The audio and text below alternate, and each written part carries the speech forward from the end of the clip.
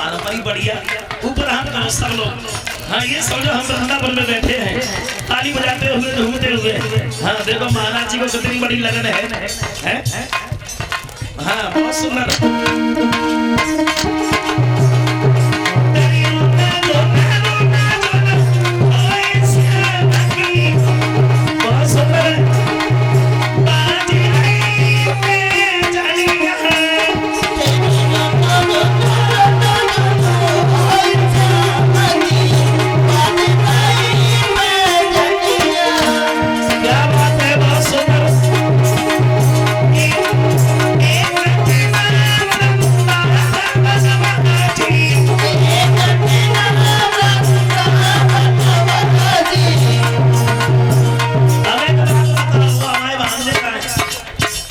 महाराज जी के बेटे का है। अरे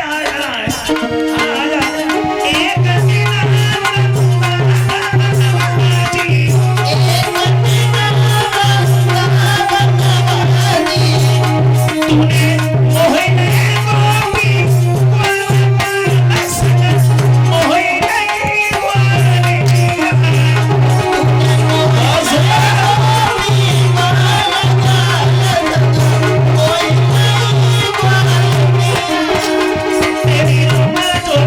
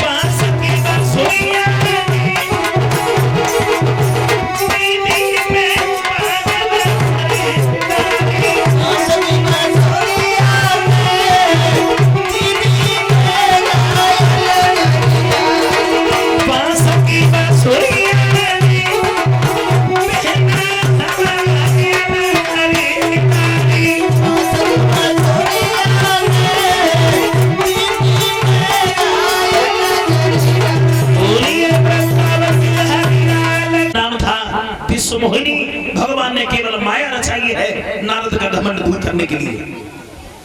और उस विश्व मोहिनी का स्वयंवर है, और स्वयंवर से ज्यादा नहीं, 2 दिन पहले देव ऋषि नारद उसी नगर से गुजर रहे थे, और जब नगर से गुजर रहे थे नारद ने देखा है ये तो बड़ा किसी का सुंदर नगर है, चलो यहाँ के आज राजा से मिलते हैं। नारायण नारायण कहते हुए सीनिध के पास में नारद पहुंच गए, और जैसे सीनिध ने नारद को देखा, ये नारद बैठो, बड़े सौभाग्य की बात है तुम्हारे दर्शन हुए हैं, बैठो। नारद बोले सीनिध क्या हमारे जैसे महात्मा दरवाजे दरवाजे भागते फिरते, तुमने सुना नहीं हमारे बारे में? बच्चा बच्चा हमारी प्रशंसा करता है, हमने कामदेव के ऊपर विजय पाई। बोले मैं मानता हूँ और जानता भी, लेकिन प्रभु एक बात मुझसे कहना चाहते हैं, आइए हमारे घर में एक बेटी है, और कल नहीं परसों उसका स्वयंवर है, क्या तुम हमारी बेटी की दिनदशा बता सकते हो? कैसा घर होगा, कैसा बर होगा? बोलो बोलो। देव ऋषि नारद बोले हैं सीनिध, जब हम कामदेव को जीत सकते हैं तो तुम्हारी बेटी की दिनदशा नहीं बता सकते। कहाँ है तुम्हारी बेटी, बुलाओ से। क्या? अरे बुलाओ ना। विश्व मोहिनी को बुलवाया, कैसी थी वो भगवान की माया। विश्व मोहिनी देखने में इतनी सुंदर थी कि नारद ने विश्व मोहिनी का चेहरा देखा तो पलक चलाने का ध्यान भी नहीं रहा, चेहरा पर चकोर बन गए। नारद मन ही मन में सोचने लगे, बाजी वाह, इसकी भाग्य रेखा तो बहुत सुंदर है, और इसकी शादी जिस किसी के साथ में होगी वो अमर हो जाएगा, दुनिया का कोई भी इंसान उससे हरा नहीं पाएगा। नहीं, अब हम साधुपनी की जिंदगी जीना नहीं चाहते, अब तो हम शादी करना चाहते हैं, और शादी करेंगे किसी लड़की से करेंगे, और उस लड़की से विवाह नहीं हुआ तो हम जिंदगी में जिएंगे नहीं। अब भविष्य की बातें कौन बताए, नारद अपने भविष्य में ही खो गए। देखो वही नारद है जिन्होंने कामदेव के ऊपर विजय पाई थी, आज लड़की को देख करके नारद सब कुछ भूल गए। ऐसी है भगवान की माया, आज तक पार किसने नहीं पाया। बाजी वाह। कलश भरने वाली कन्या खड़ी हो जाए,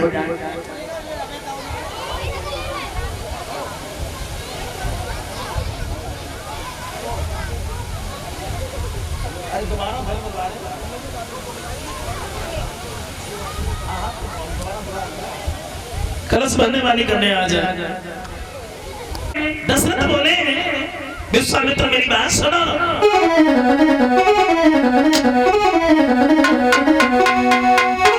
मेरे जीवन के दोनों और सहारे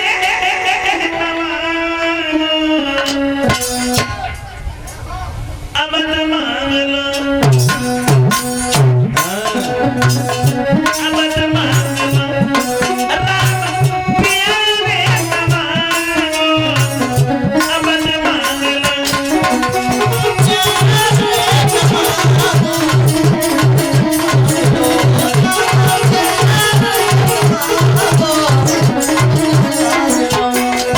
समझाते हुए दशरथ बोले हैं विश्वामित्र मेरी बात सुनो, हम राम लक्ष्मण को नहीं दे पाएंगे। नहीं दे पाओगे? नहीं, तुम दोनों से बना हुआ भंडार ले लो, अयोध्या का राज्य ले लो, लेकिन राम लक्ष्मण को मत मांगो, मत मांगो। मेरे जीवन से सहारे मांगो, अवध मांगना, अवध मांग लो जी मांग लो, अवध मांग लो जी मांग लो, अवध मांग लो, राम प्यारे मांगो, अवध मांग लो।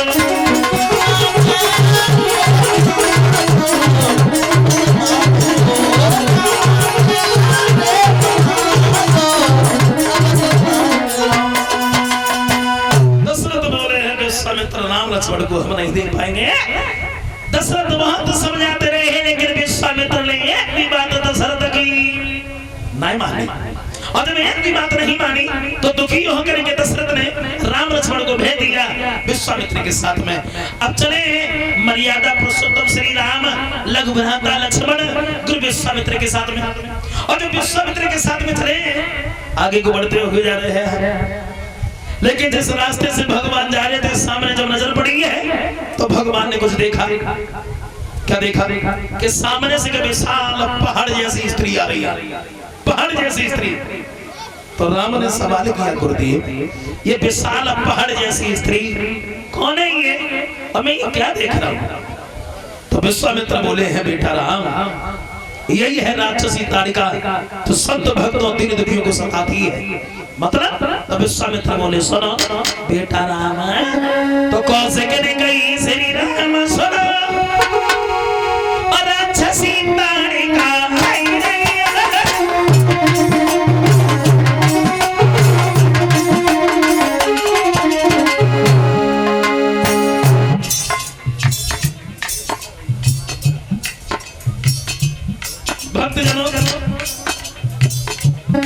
बोले हैं विश्वामित्र,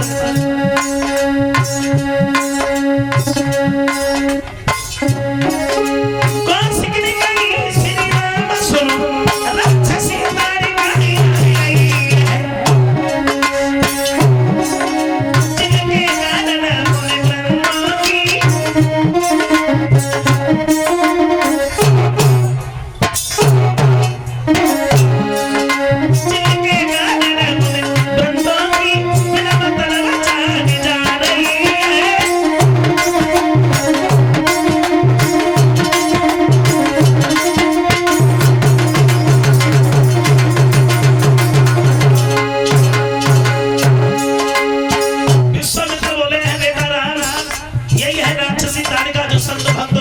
सताती है और तुम्हें ताड़िका का वध करो।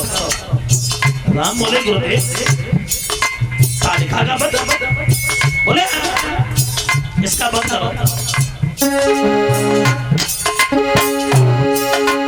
देखो देखो वो यार बड़ी धनवान धरनी सुभान करो, इस सब दर्शन के रखवाले इस पापिन का उद्धार करो।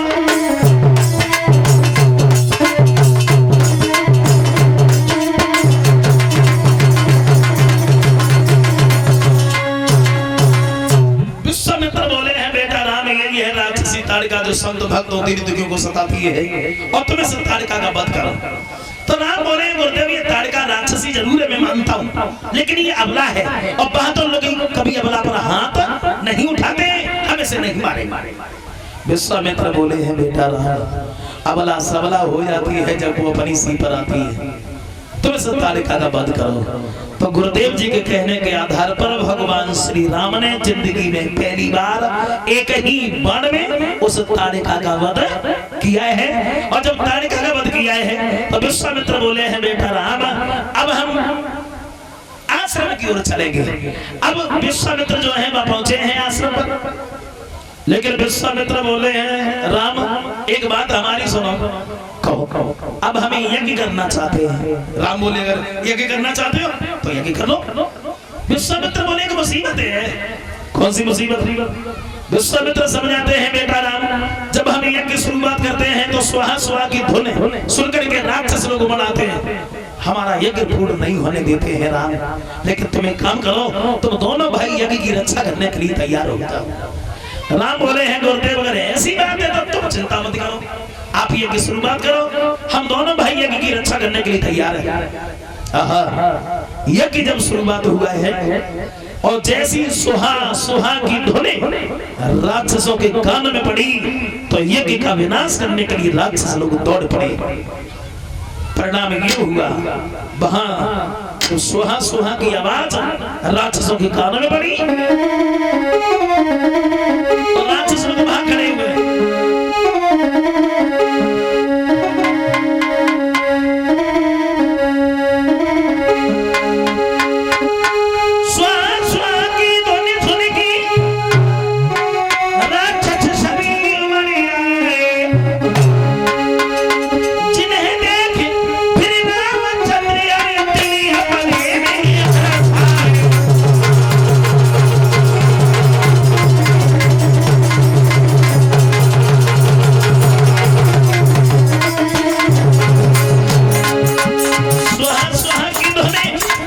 राक्षसों के कहने पड़ी है तो राक्षसों को भाग खड़े हुआ।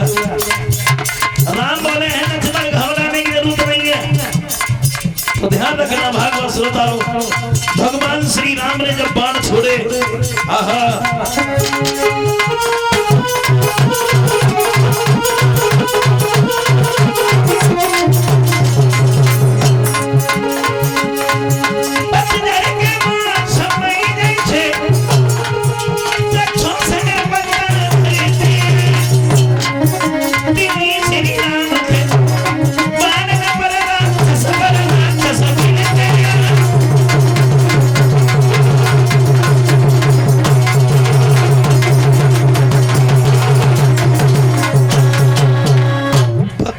मौसम में जैसे वृक्षों से पत्ता झड़ते हैं, कि श्री राम के बाण पर राक्षस पर राक्षस गिरते हैं। और उस यज्ञ का विनाश करने के लिए रावण का मामा मारीच भी गया था। तो भगवान ने ऐसा बाण मारा जो 100 योजन दूर जाकर गिरा। 100 योजन कितना? 400 कोस दूर। उठा, हाथ पैर झाड़े, भाग गया। इस तरह भगवान श्री राम ने विश्वामित्र का यज्ञ पूर्ण करवाया है। और जब यज्ञ पूर्ण करवाया है, अब विश्वामित्र बोले हैं बेटा राम हम लोग यहीं रुकेंगे, उसके बाद में कहीं हम चलेंगे। तो भगवान श्री राम लक्ष्मण गुरु विश्वामित्र के पास में फिर जाते हैं। अब आप यहाँ कहानी बना लेने के बाद अब थोड़ी देर इधर देख लेते हैं किधर जनकपुरी की ओर। जनकपुरी के राजा हुए जिनका नाम था ध्वज, जो जनक के नाम से जाने जाते थे। और जनक के घर में एक बेटी थी जिसका नाम था सीता। और जनक के यहाँ एक धनुष रखा हुआ था। धनुष, वो धनुष इतना भारी था जो कभी किसी के हिलाए से हिलता नहीं था। खैर एक विद्वान तो यहाँ तक लिख रहे हैं, जब वो धनुष रंग भूमि में लाया गया था, एक पहियों वाली गाड़ी पर लाया गया था, जिसको उठाने में 5000 जवान लगे थे।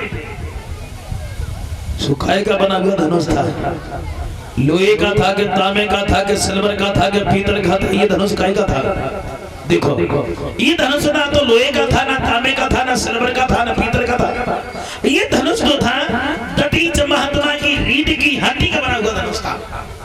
एक बात हम आपको और समझाते हैं, दधीच महात्मा जैसा आज तक कोई त्यागी नहीं हुआ जिन्होंने अपनी हड्डियां ही देवताओं को दान में दी थी।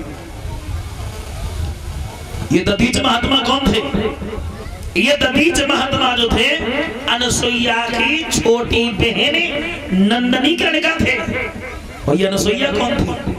देखो अनसुईया जो थी ये कर्दम ऋषि की बेटी थी और ये अत्रि मुनि की नानी थी।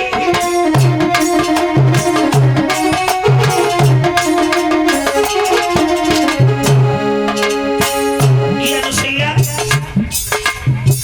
कर्दम ऋषि की जो बेटी थी,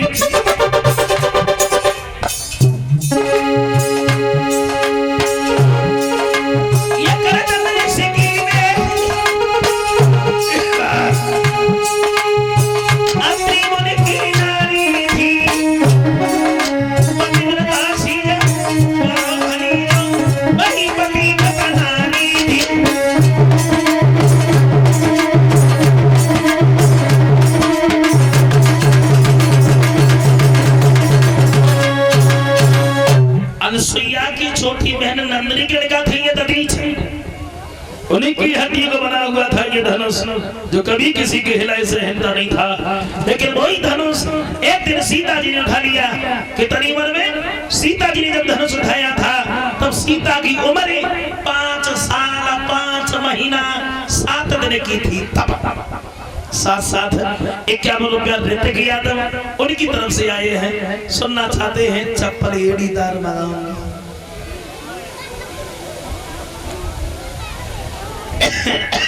कोई बात नहीं, सुना देंगे। कामना करते भगवान धन और से भंडार बहता रहे, समाज में सम्मान मिलता रहे। जो लेकर गाया है वो मैं अभी सुना रहा हूँ। भक्तजनों, सीता जी ने जब धनुष उठाया, कसीरी जाना के दुलारी सीता ने हर बचपन में कौन तक देखे आया।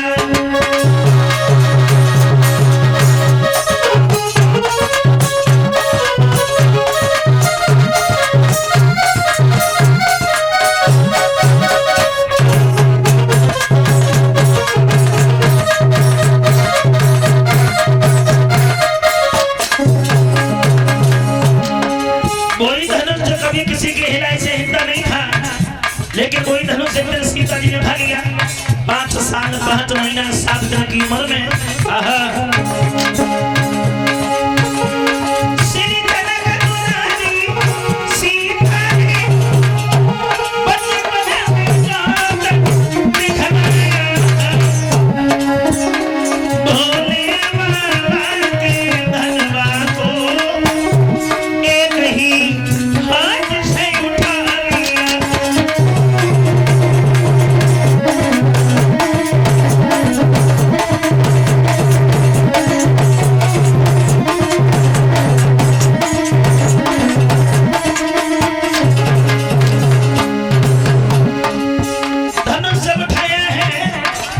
जनक ने देख लिया हमारी बेटी ने वो काम किया जो कभी किसी बहादुर ने नहीं कर पाया।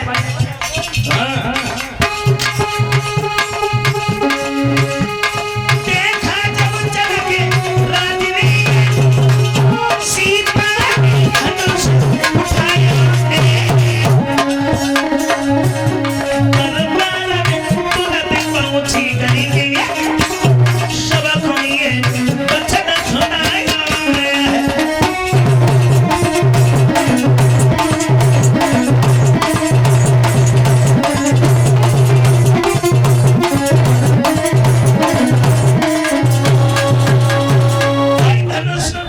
जो कभी किसी के हिलाए से हिलता नहीं था, लेकिन वही धनुष एक दिन सीता जी ने उठा लिया। 5 साल 5 महीना सिर्फ 7 दिन की उम्र में। और जब धनुष उठाया तो जनक ने देख लिया हमारी बेटी ने वो काम किया जो कभी किसी बहादुर ने नहीं कर पाया। दरबार में पहुंच गए और बोले हैं दरबार में बैठे हुए सभी भाइयों, आज हमारी बेटी ने वो काम किया है जो कभी किसी बहादुर ने नहीं कर पाया। धनुष को उठा लिया है और अब हम अपनी बेटी सीता का स्वयंवर करेंगे। जो इस धनुष को तोड़ेगा भाई हमारी बेटी सीता के साथ में रिश्ता जोड़ेगा। चारों ओर पत्र भेज दिए जाए, खत भेज दिए जाए। भाई हुआ जनक के कहने के आधार पर चारों ओर पत्र भेजे हैं, खत भेजे हैं। खत में चिट्ठी में सब में एक ही बात लिखी। कौन सी बात लिखी जनक ने?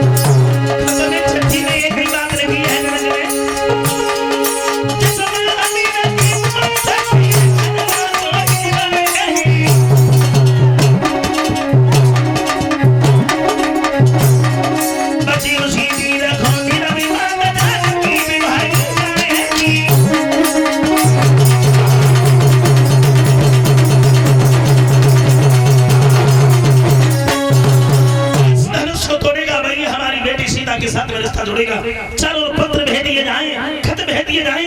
भाई हुआ चारों पत्र भेजे, खत भेजे। खत में चिट्ठी में सब में एक ही बात लिख दी।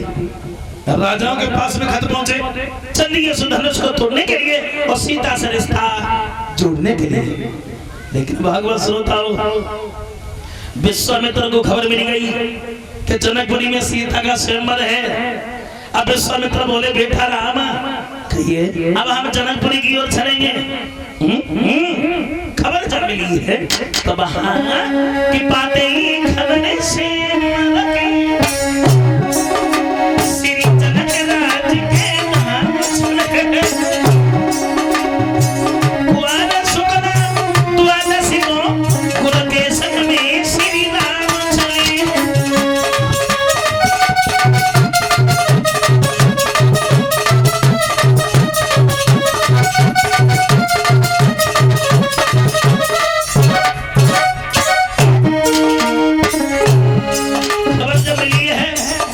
सीता का स्वयंवर है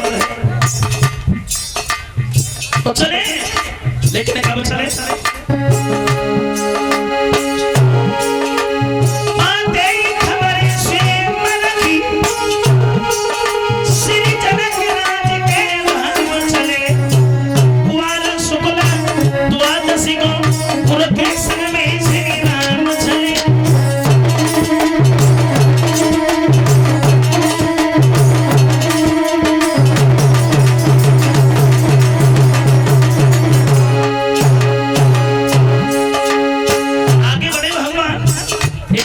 वन में पहुंचे हैं कि निर्जन वन है जो पशु पक्षी में नहीं आ रहे हैं। देखा भगवान ने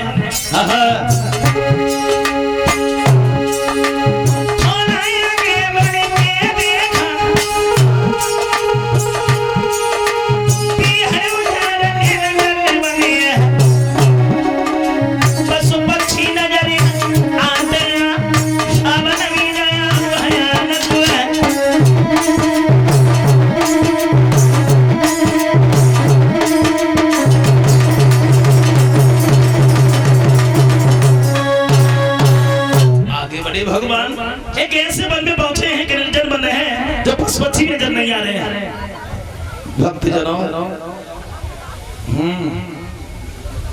हलवा की बड़ी अच्छी खुशबू है।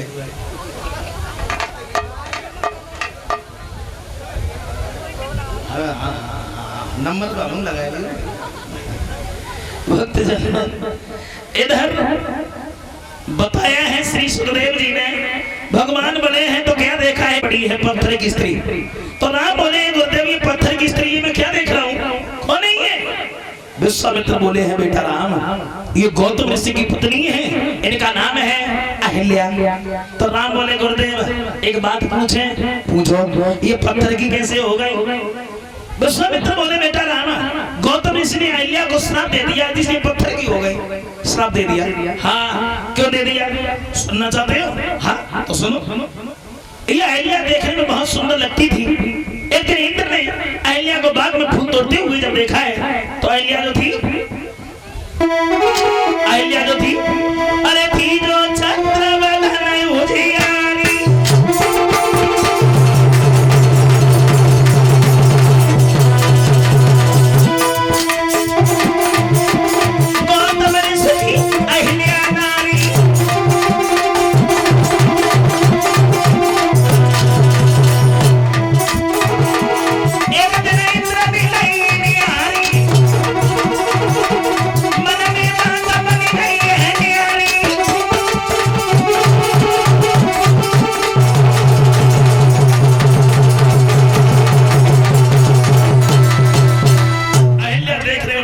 लगती थी।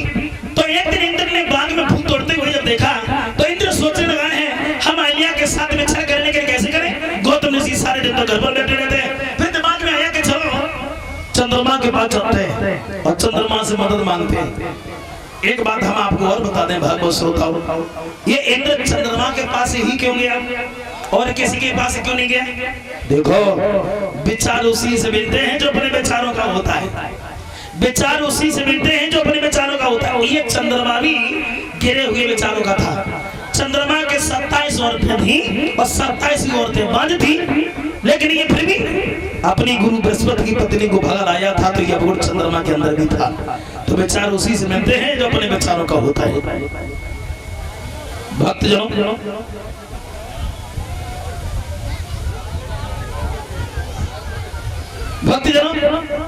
तो इंद्र चंद्रमा के पास पहुंच गया, हाथ बढ़ने के बाद कही भैया आप तुम्हें कुछ छोटा सा काम कर दो। कौन सा? बोले कोई ज्यादा बड़ा काम नहीं है, आप जो है ना आज रात को तुम मुर्गा बन जाना। ज्यादा बड़ा काम नहीं है, आज रात को कि तुम मुर्गा बन जाना, मैं बाबा बन जाऊंगा।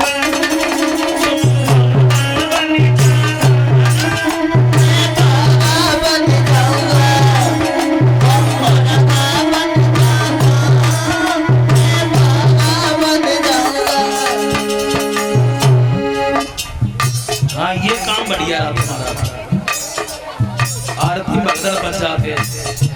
हाँ खा ले और बेईमानी कोई मत करियो। हाँ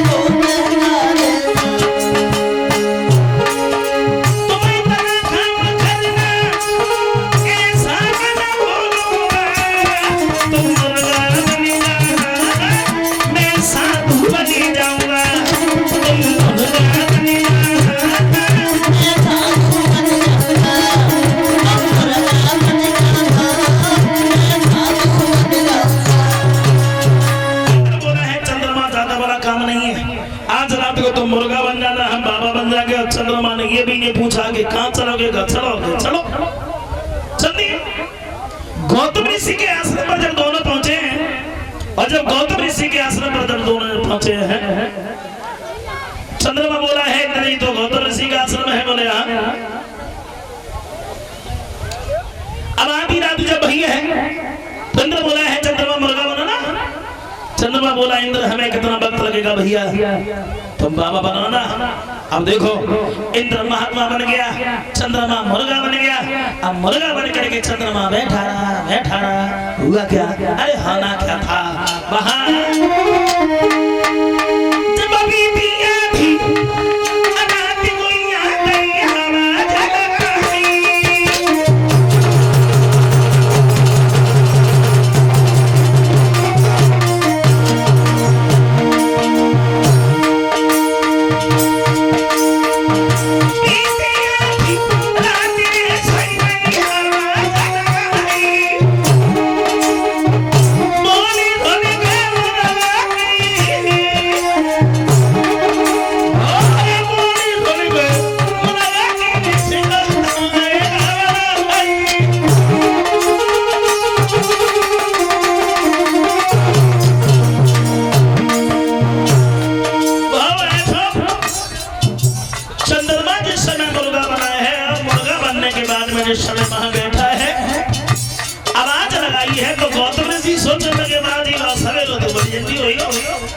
बस तो उठाए और गंगा नहाने के लिए निकल गए।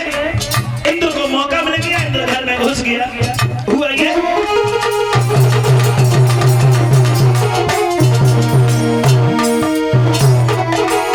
महाराज ऋषि ने लीले वस्त्र उठाया,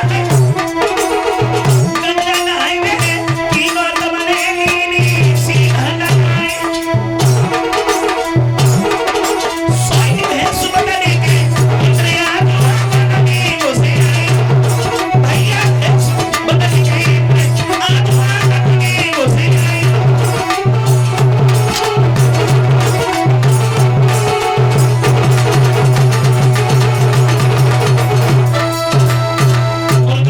चंद्रमा ने आवाज लगा दी। गौतम ऋषि सोचने लगे बाजी बात सवेरा तो बहुत जल्दी हो गया, बस और गंगा नहाने के लिए निकल गए। इन बच्चों को बैठा दो, ऐसे नहीं दे पाओगे, बैठा दो इन्हें। हाँ भक्ति जनों, इधर श्री सुखदेव बोले सुनिए महाराज परीक्षित, गौतम ऋषि वहां से भाग गए हैं, पहुंचे गंगा नहाने के लिए। गंगा मैया बोली गौतम ऋषि तुम आज बहुत जल्दी आ गए हो, तुम्हारे घर पर छल हो रहा है। अब गौतम ऋषि वहां से भाग खड़े हुए, घर पर जब पहुंचे हैं तो क्या देखा है कि चंद्रमा मुर्गा बना बैठा है, तो भीगी धोती मारी है जिसके धब्बा आज तक नहीं छूट पाई। इंद्र ने देखा है कि गौतम ऋषि आ गए, तो इंद्र वहां से निकल करके भाग गया और अहिल्या को श्राप दे करके पत्थर की कर दिया। बेटा राम, ये वही अहिल्या है और तुम्हारे चरणों की धूल अगर अहिल्या के ऊपर पड़ जाए तो फिर इनका उद्धार हो जाए। तो भगवान श्री राम ने देर नहीं की है, अहिल्या का उद्धार किया।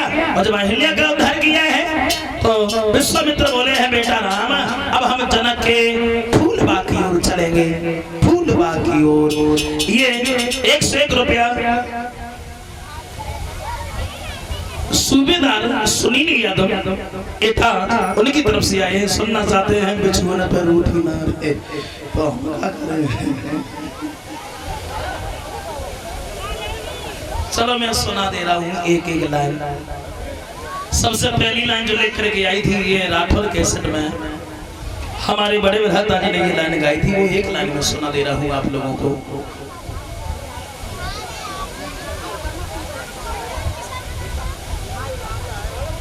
ये 501 रुपया हमें भेंट कर रही हैं कल्पना वर्मा, जो पीपल अड्डा एटा की रहने वाली हैं, उनकी तरफ से आए हैं।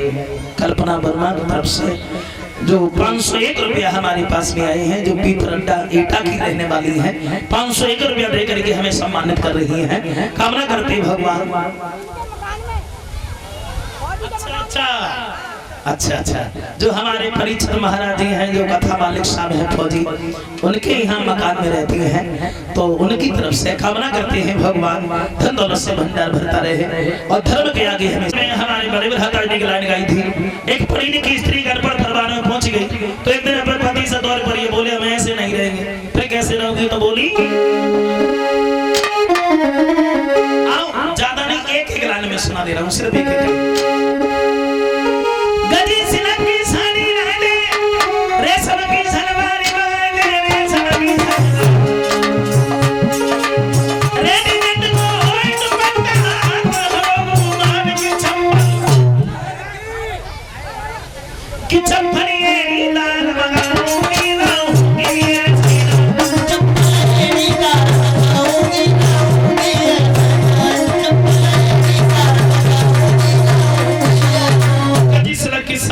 रेशम की सलवार और रेडीमेड को हेड पट्टा हाथ है रुमाल चप्पल कम से कम 4 उंगल तो चाहिए वही चाहिए किसान बोलो कोई बात नहीं हम जौलिए बोलिए रे काय पूरी बात सुनो बढ़िया से क्रीम पाउडर साबुन लक्स मंगाऊं या कोई क्रीम पाउडर साबुन लक्स मंगाऊं बढ़िया से क्रीम पाउडर साबुन लक्स मंगाऊं या कोई क्रीम पाउडर साबुन लक्स मंगाऊं हाथ में होने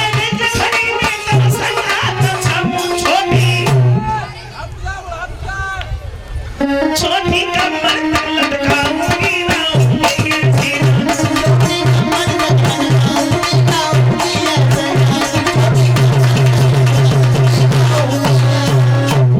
किसान बोलो कोई बात नहीं हम जब नहीं बोलिए मैं काहे बीच में डिस्टर्ब नहीं करना एक बात और सुनो बढ़िया सी का खाना बनाएंगे काम में बैठेंगे बढ़िया सी का खाना बनाएंगे काम में बैठेंगे पिक्चर होने को मैं के समय वापस घर को kenapa मेरा सांस में दबाऊंगी लाऊंगी मेरा सांस में दबाऊंगी लाऊंगी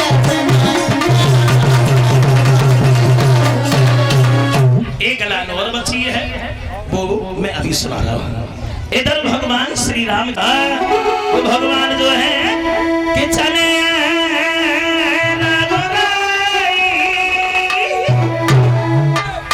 भगवान श्री राम कि चले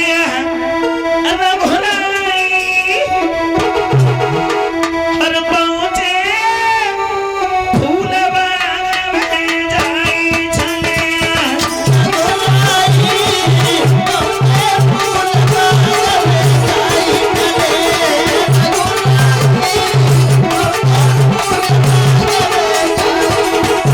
चले भगवान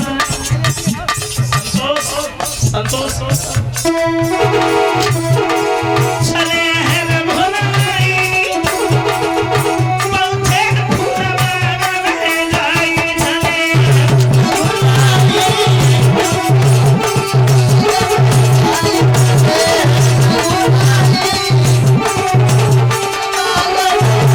आगे बढ़े हैं भगवान लेकिन कब गए हैं आहा की जो कुआर की पूर्णवासी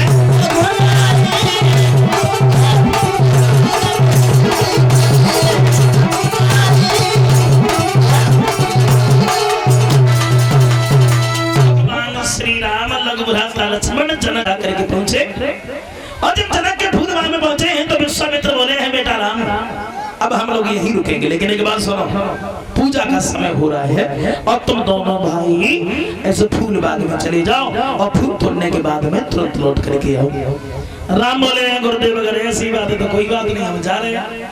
अब भगवान श्री राम जो है लक्ष्मण को साथ लेकर के फूल बाग की ओर बढ़े हैं।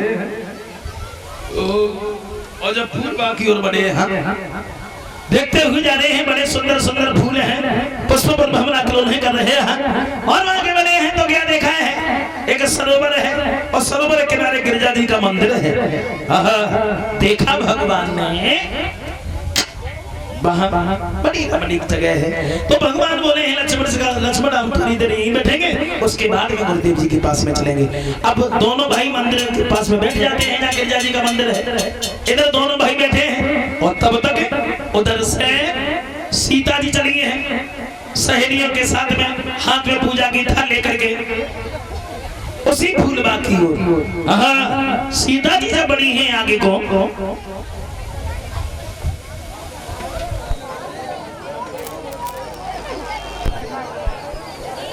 सीता जी जब चली है, भक्तजनों प्रणाम ये हुआ उसी फूल बाग की ओर।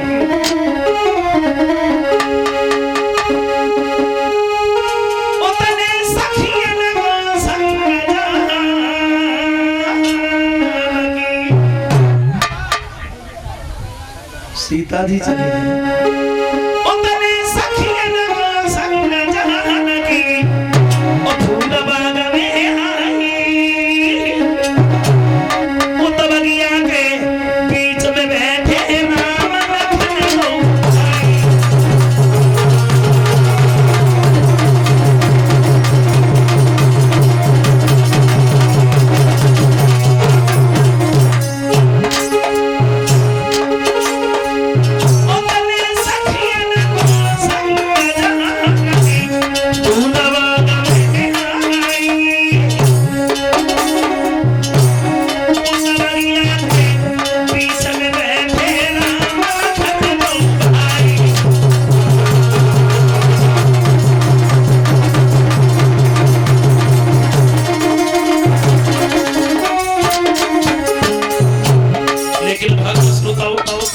सीता की सहेली सीता से बिछुड़ गई।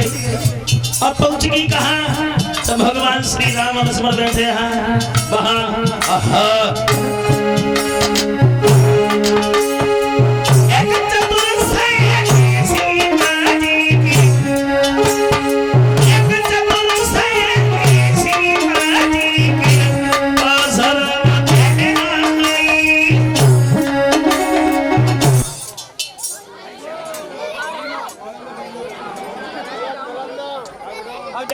देखी सूरत तो भैया की रही गई नजरे।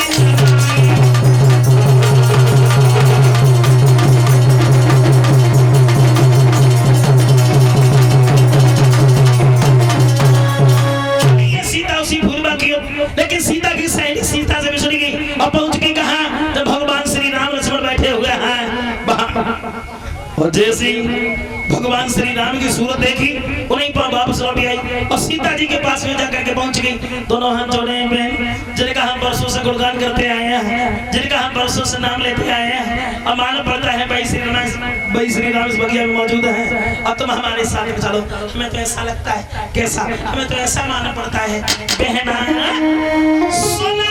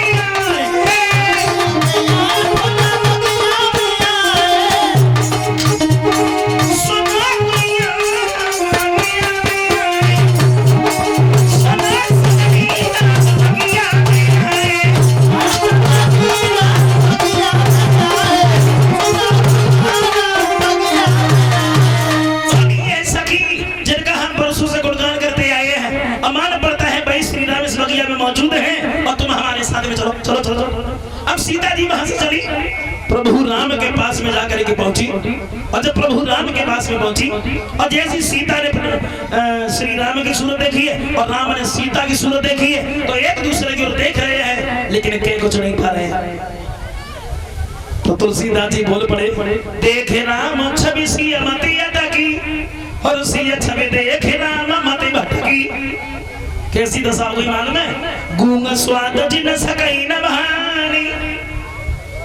गूंगा को अगर बढ़िया से बढ़िया मिठाई खिलाओ और बाद में मां से जब पूछो भैया कैसी लगी, तो अच्छी लगी हो तो हंस दिए, खराब लगी हो तो मुंह बिगाड़ जाए, तुम ही समझो जाए कैसी लगी। तो ऐसी दशा हो गई राम और सीता की। वो प्रभु राम जो है, प्रभु राम जो है कि पड़ गए प्रेम की डोरी में, वो भगवान कि पड़ गए प्रेम की डोरी में, और चित्त चोर आप चित्त चोर